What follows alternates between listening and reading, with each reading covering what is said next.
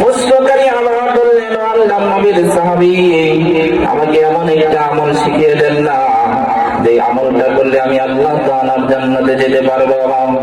এবার আল্লাহর নবীর সাহাবী হযরত সাওবান রাদিয়াল্লাহু তাআলা আনহু বললেন, ও ভাই, এই আমলের কথা এমন একটি প্রশ্ন আমি আমার রাসূলের কাছে করেছিলাম।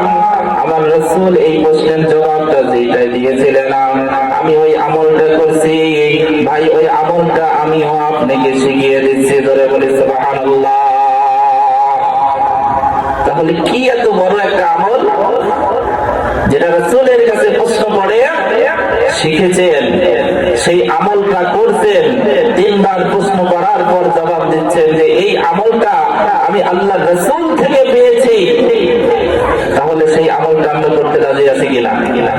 শোনার আগে আমলটা করতে রাজি আছি কিনা?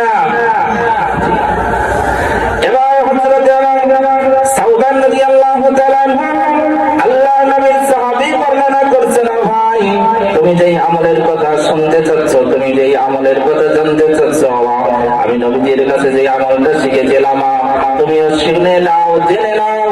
সেই আমলটা হলো তুমি বেশি বেশি করে আল্লাহর কুদরতি পায়ে সিজদা করবে। বেশি বেশি করে আল্লাহর কুদরতি পায়ে সিজদা করবে, তারপরে তুমি নামাজ আদায় করবে।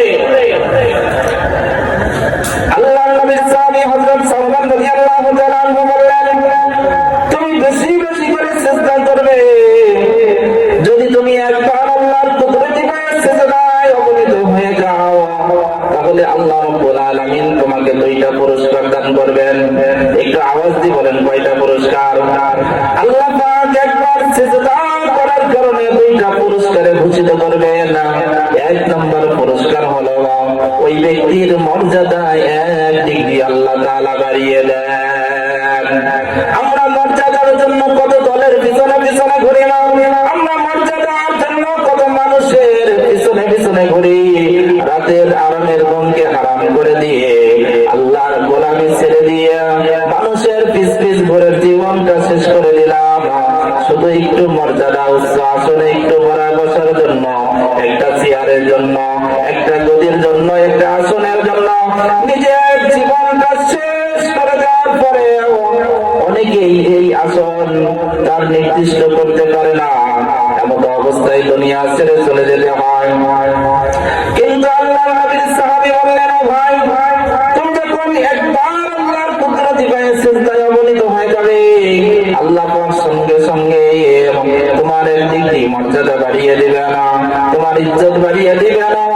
আর 2 নম্বর পুরস্কার হলো তোমার জিন্দেগি থেকে আল্লাহ রাব্বুল আলামিন একটা গুনাহ মুছে দিবেন। আল্লাহ রাব্বুল আলামিন তোমার জিন্দেগি থেকে একটা করে গুনাহ মুছে দিবে না। তার মানে আমি যতবার আল্লাহর কুদরতি পায়ে সিজদা করব, ততবার আল্লাহ রাব্বুল আলামিন আমার মর্যাদাটাকে 1 গুণ করে বাড়িয়ে দিবেন।